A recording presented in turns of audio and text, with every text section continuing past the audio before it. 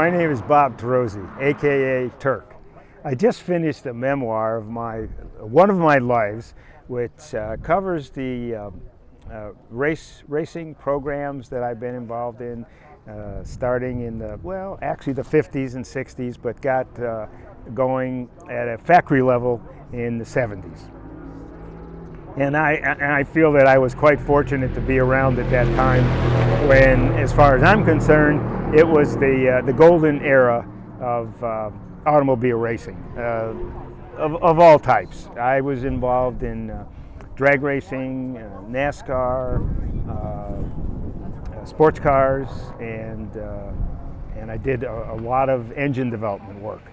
And I started and as a lot of, in those days, a lot of kids started. I was, I think, 14 years old, and I was working on my own car and built a 37 four-door Ford convertible.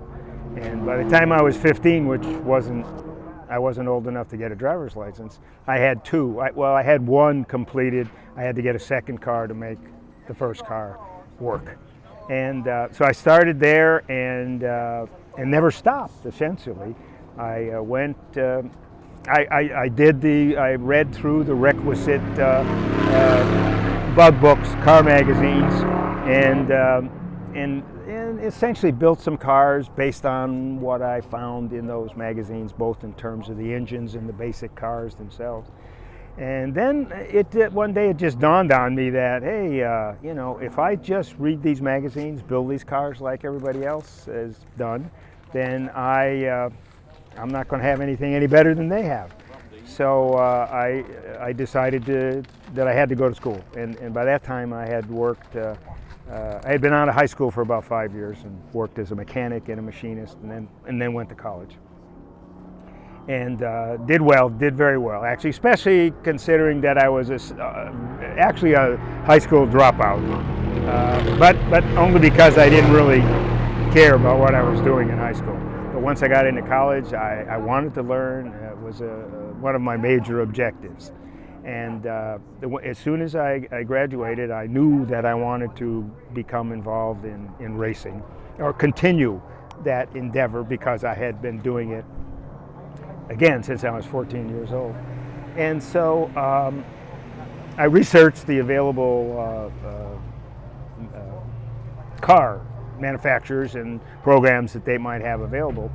At the time, as I recall, Ford had nothing. GM had a 5-year program which included undergraduate work, and they would not accept undergraduate work from other colleges, so that was out.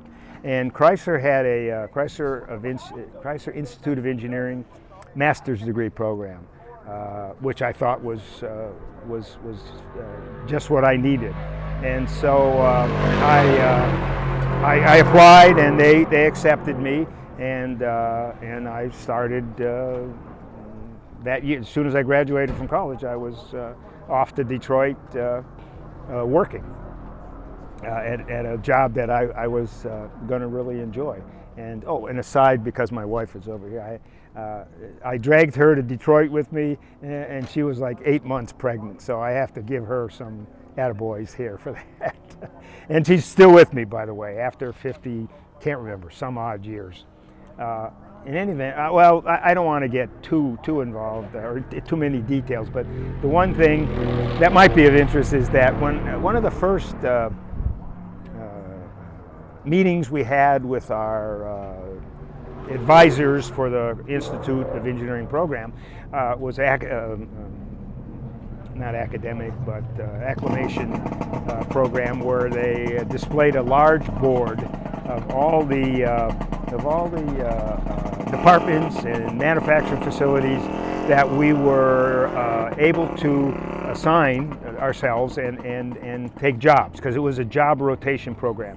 We went to school 2 or 3 days a week and then worked 2 or 3 days a week, depending on what our program was. And we were supposed to make 5 rotations in laboratories or manufacturing plants, etc.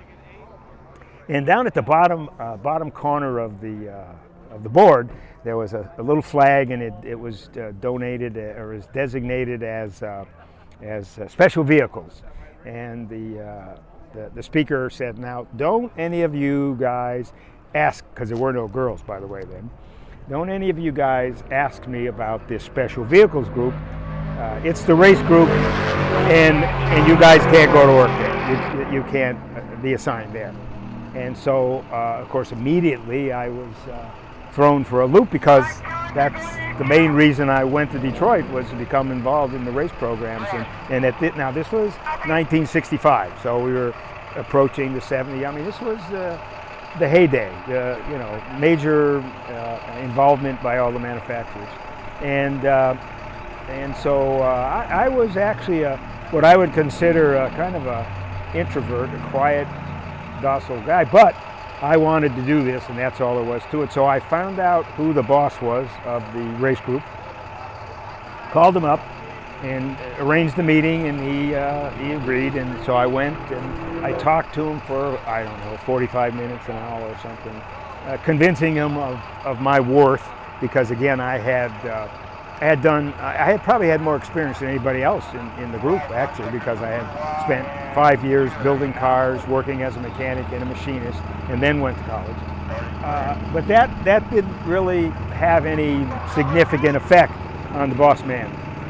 Then I had some sort of a brainstorm, and I said, well, look, the Institute pays my salary, so if I work in your department, you won't have to pay me.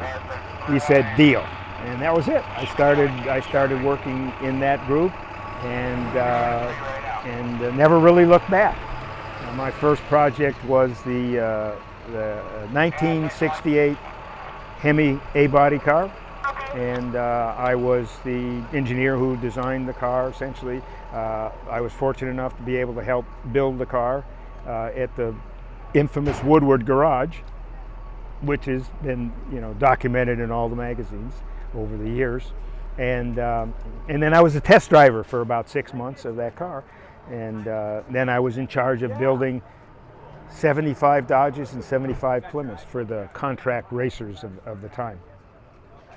And then I went on from there to do the NASCAR program. In fact, many of the cars are here, the wing cars. Now I was gone by the time the wing cars actually surfaced, but I did all the preparatory work, or the early development of the Charger 500, which was the precursor to the Daytona, the Charger Daytona with the wings, and the Superbird with the wing cars. And then I went on from there to Hearst, built a couple of did some race car programs with Hearst, the AMX, the Javelin for NASCAR. And then I went came to California and worked for Dan Gurney and did the Trans Am program in 1970. And then between 1970 and 1980, I was contracted to Chrysler to do all of the race engine development work in Southern California. So I did the Hemis, the 440s, the 383s, the small block, everything you could imagine. And while I was there, I was stationed, so to speak, at Keith Black's in Southgate, California, in Southern California.